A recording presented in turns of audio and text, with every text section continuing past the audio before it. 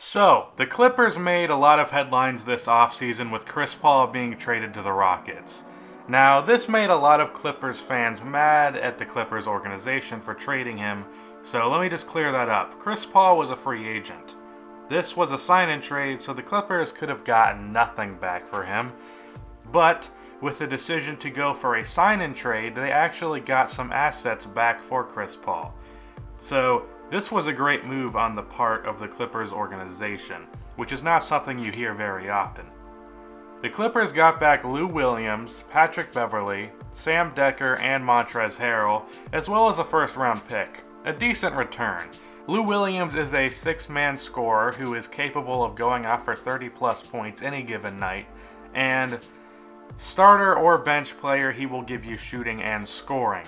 Patrick Beverley is a lockdown defender at point guard who is a capable playmaker and a good shooter. He's a great role player, and if they don't keep him, he is a solid trade asset. Sam Dekker is a 6'8" small forward who can play the small ball four. He can shoot, he has the frame to be a great defender and post scorer. He's young and he has lots of potential. And finally, Montrezl Harrell is basically another Kenneth Faried. He has a high motor, he makes hustle plays, he makes up for being undersized with his athleticism, he's a good rebounder and defender, and his offensive game is coming around. And the first round pick is going to be around the 27th spot, which could be a solid role player, like Kyle Kuzma looks like he's going to be. This is a very good return in a sign-and trade, as sign-and trades don't usually result in many assets. An example of this is the Nuggets traded a second-round pick in a three-way trade to get Paul Millsap in a sign-and trade. So the Hawks got back a second-round pick for an all-star power forward. So yeah. Besides for the trade, in the offseason, the Clippers signed Milos Teodosic, who, from what I've heard, is a great playmaker at point guard who can also shoot the three. So he's basically a poor man's Chris Paul who doesn't operate in the mid-range like Paul does. Or he could be awful. You really never know with these European guys. Sometimes you get Dirk Nowitzki and sometimes you get Darko Milicic. They also signed Danilo Gallinari, who is probably one of the most underrated players in the NBA.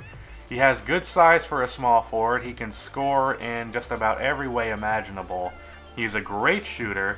He can play the small ball four, and as dumb as he looks, he actually has pretty good basketball IQ. It's actually kind of ironic that the Clippers finally got their perfect small forward after Chris Paul left. And they also signed Willie Reed, who was a decent contributor for the Heat last season. He's a classic rebounding athlete who can sometimes post up, and he can play both big man spots.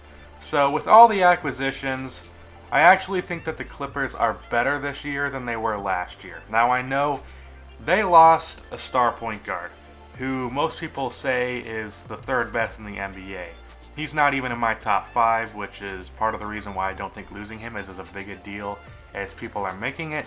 But the Clippers gave up one star, and they got back a plethora of role players. Another reason why losing Paul isn't a big deal is the duo of Blake Griffin and Paul was actually worse than Blake or CP3 by themselves, as they have a better win percentage with CP3 out and Blake playing, and a better win percentage with Blake out and CP3 playing. So that 1-2 punch wasn't as good as people made it seem. And the biggest problem for the Clippers for years was a lack of depth. Well, now, if you look at these lineup projections, they are pretty well rounded.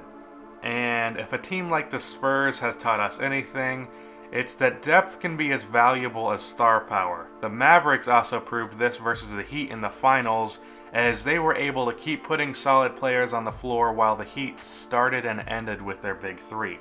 So the Clippers have lots of depth now. And another thing I'm excited about is seeing Blake Griffin being the focal point of the offense. Because Blake, for a power forward, is an amazing passer, and I mean an amazing one. 5 assists per game as a power forward, playing in a simple offense that is headed by a ball-dominant point guard in CP3 is very impressive.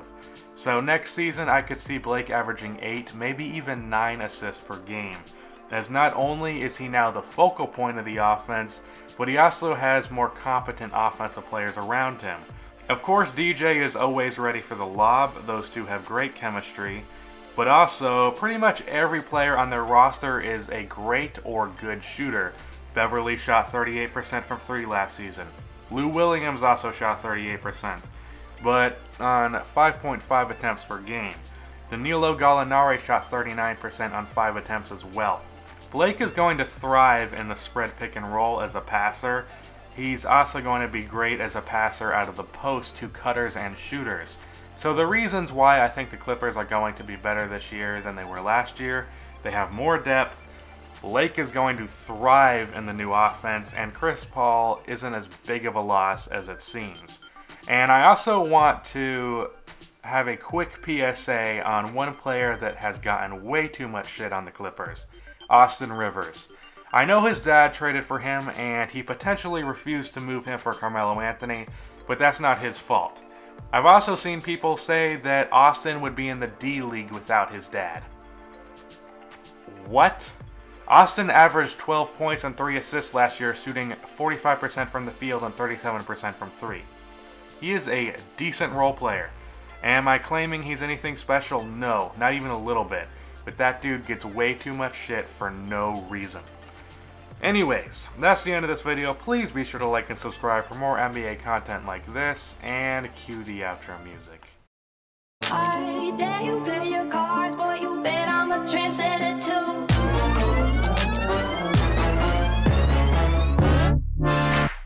Fire when the strong hits you. That's it, Brian?